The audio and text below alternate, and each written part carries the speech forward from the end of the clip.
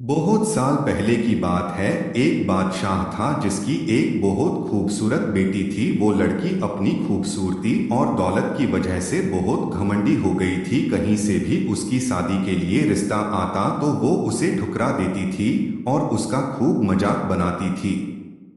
एक दिन बादशाह ने एक बहुत बड़ी दावत रखी और उसमें शहजादी से शादी करने वाले तमाम शहजादों को बुलाया। सब लोग अपने अपने मर्तबे के हिसाब से कुर्सियों पर बैठ गए। फिर शहजादी इस दावत में कई चीजों के साथ बहुत घमंडी अंदाज में आई और वो जिस भी शहजादे के पास से गुजरती तो वो उसे बहुत नीची नजरों से देखती। फिर वो एक शहजादे के पास पहुंची जो बहुत ज्यादा मोटा था तो शहजादी ने उसका मजाक उड़ाते हुए अपनी कनीज से कहा, देखो ये तो आटे का बोरा है। जब दूसरे शहजादे के पास पहुंची तो कहा कि ये तो कोई खंभा है।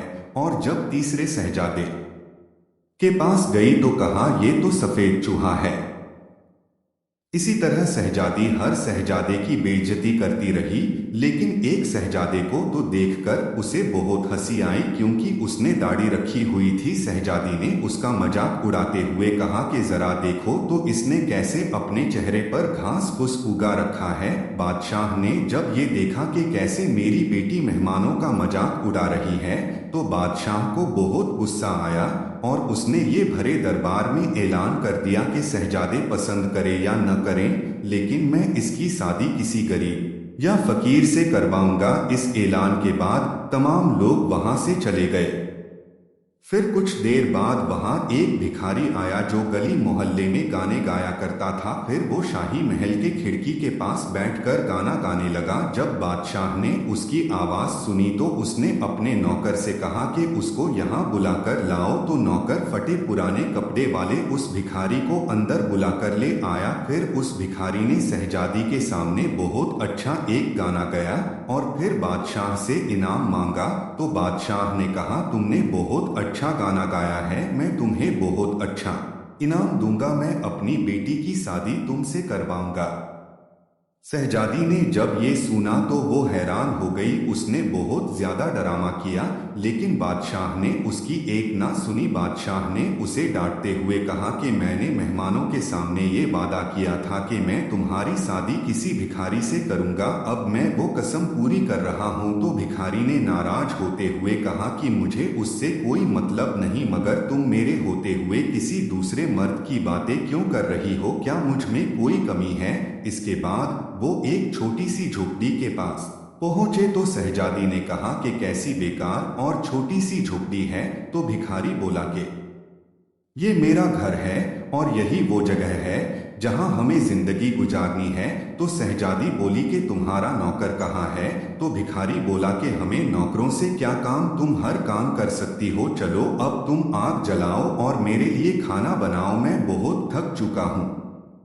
लेकिन शहजादी को खाना पकाना नहीं आता था तो भिखारी ने उसकी मदद की। फिर कुछ देर बाद उन्होंने उल्टा सीधा खाना पकाकर खा लिया और सो गए। दूसरे दिन उसे भिखारी ने जगाया और घर का काम करने को कहा। शहजादी पूरा दिन काम करती रही और ऊपर से भिखारी की डांट भी सुनती रही। किसी तरह से उन्होंने कुछ दिन गुजार लिए। एक दिन भिखारी ने कहा कि मैंने जो कुछ कमाया था वो सब अब खत्म हो चुका है, अब कमाने की बारी तुम्हारी है। मैं तुम्हें लकड़ी लाकर देता हूँ, तुम उससे टोकरियां बुन लेना। ये कहकर वो जंगल में गया और टोकरी के लिए लकड़ी का कर ले आया। शहजादी ने टोकरी बनानी शुरू कर दी। उसने पहले कभी इस तरह का मेहनत वाला काम नहीं किया था, इसलिए उसकी उंगलियां जख्मी हो गई और उनमें से खून निकलने लगा। ये देखकर उसके सोहर ने कहा कि तुम ये काम नहीं कर सकती, मैं तुम्हें धागे ला कर देता हूँ, तुम उससे कपड़े बुन लेना। लेकिन वो ये भी ना कर सकी। तो उसके सोहर ने कहा कि तुम तो मेरे लिए बिल्कुल भी काम की नहीं हो, तुम तो कोई भी काम नहीं कर सकी, तुमसे शादी करके मैं बर्बाद हो गया। ठीक है, मैं कोशिश करता हूं कि तुम्हारे लिए मैं मिट्टी के बर्तन ला दूं, तुम उन्हें बाजार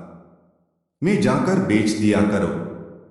इस बात पे घमंडी शहजादी ने कहा कि जब मैं बाजार जाऊंगी तो मेरे मुल्क के लोग मुझे इस हाल में देख के मुझ पर बहुत हंसेंगे। तो सोहर ने कहा कि ये मेरा मसला नहीं है, अगर तुम भूख से नहीं मरना चाहती हो तो तुम्हें ये काम करना ही पड़ेगा। मिट्टी के बर्तन बेचने का काम बहुत अच्छा चल रहा था। लोग जब एक खूबसूरत लड़की को बाजार में बर्तन बेचते हुए देखते तो उस पर तरस खाकर उससे कुछ न कुछ खरीद लेते। जब बर्तन बिक गए तो भिखारी ने और बर्तन लाकर दिए। इसी दौरान एक सिपाही वहां से गुजरा तो उसने बर्तन लेकर उसमें लात मारकर तोड़ दिए और कहा कि दोबारा तुम इस तरह से रास्ता मत घेरना, एक तरफ बर्तन रखकर बेचना, बिच रास्ते पर मत बेचना।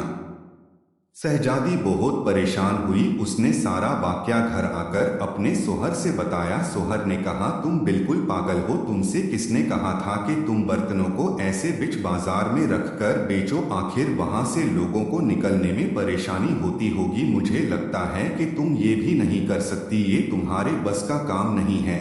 मैं शाही महल जाऊंगा, हो सकता शायद तुम्हारे लायक कोई काम वहां मिल जाए। ये कहकर वो शाही महल के लिए रवाना हो गया। शाम को वो वापस आकर कहा कि तुम्हारे लिए शाही महल में मददगार बावर्ची की जगह मिल गई है। अब कम से कम हमें पेट भर के खाना तो मिल ही जाएगा। इस तरह वो घमंडी शहजादी एक मददगार बावर्ची बन गई। वो रोज सुबह से शाम तक बावर्ची खाने में रहती और रात को बचा हुआ खाना अपने घर ले आती। इस तरह दोनों मियाँ बीवी का गुजारा होने लगा। महल में आए हुए उसे कुछ ही दिन गुजरा था कि उसने सुना कि महल में कोई शाही प्रोग्राम है। जब मेहमान आने शुरू हुए तो शहजादी बावर्ची खाने की खिड़की से उन्हें देखने लगी। गुलाम कीमती कपड़ों में मेहमानों का इस्तकबाल कर रहे थे। हर तरफ शानो शौकत और धूमधाम नजर आ रही थी, लेकिन शहजादी अपनी किस्मत पर आंसू बहा रही थी और अपने तकब्बुर और बेवकूफ़ी पर पछता रही थी। उसी दौरान वहां कुछ कनीजें आई जिन्होंने शहजादी को लजीज खाने दिए। शहजादी ने उस खाने को टोकरी में रख लिए और घर की तरफ चल दी। वो खौफ से कांपने लगी। बादशाह उसे लेकर महल में पहुंचा। इतने सारे लोगों को देखकर उसका अपने ऊपर काबू नहीं रहा और घबराहट में उसके हाथ से टोकरी गिर गई और उसमें से खाना निकलकर चारों तरफ बिखर गया। तमाम दरबारी हंसने लगे। शहजादी का उस वक्त हाल ऐसा था कि किसी तरह जमीन फट जाती और वो उसमें समा जाती। उसने झटके से अपना हाथ छुड़ा लिया और भागना चाहती थी। फिर बादशाह ने उसे दोबारा पकड़ लिया और नरमी से बोले कि डरो मत, क्या तुम मुझे नहीं पहचानती हो? मैं वही भिखारी हूँ जो तुम्हारे साथ झोपड़ी में रहता था और मैं वही सिपाही हूँ जिसने तुम्हारे बर्तन तोड़े थे।